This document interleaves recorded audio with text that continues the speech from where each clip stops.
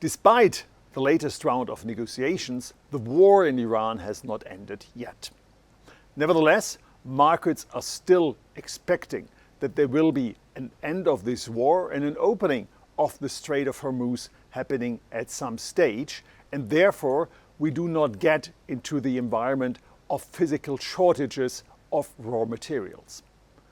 We support this idea, but we have to change our view for the action of central banks. Before, we did not expect any action from the ECB because we expected a limited increase in inflation for a short period of time. Now, with the war being longer, we do have more impact of these energy price increases, what is feeding through to some other prices via indirect effects. We also see some slight signs of a de-anchoring of inflation expectations. Therefore, we expect in early summer interest rate hikes by the ECB, by the Bank of England and the Bank of Japan.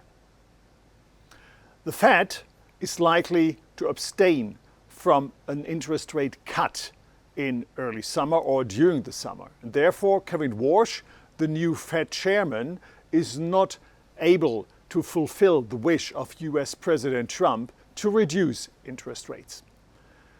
That might change by the end of the year.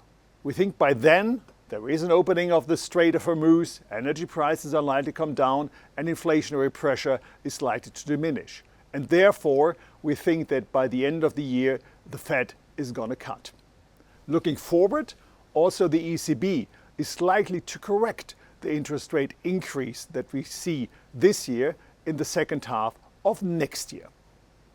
In this environment, government bond markets are likely to move sideways.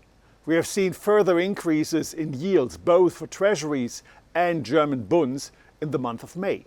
But going forward, with limited impact from central banks tightening of monetary policy and an outlook of some easing, we think that we have a sideward movement coming along.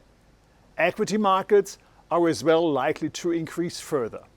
After some record highs, what we have seen particularly in the US during May, that was caused by record positive surprises on corporate profits, the increase in stock prices is likely to be diminished in the next couple of months, but a relief rally after the end of the war is likely to come through. Also in Europe, we expect further increases in equity prices.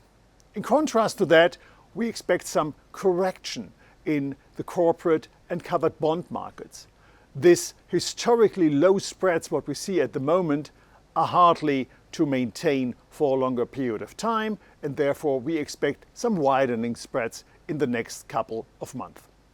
Putting things together, we think that the end of the war in Iran and therefore the Damocles sword of a shortage of raw materials not materializing will have some positive impact on the economy. If we are wrong, we have to prepare for further negative news, which is likely to have a negative impact both on the economy and on financial markets.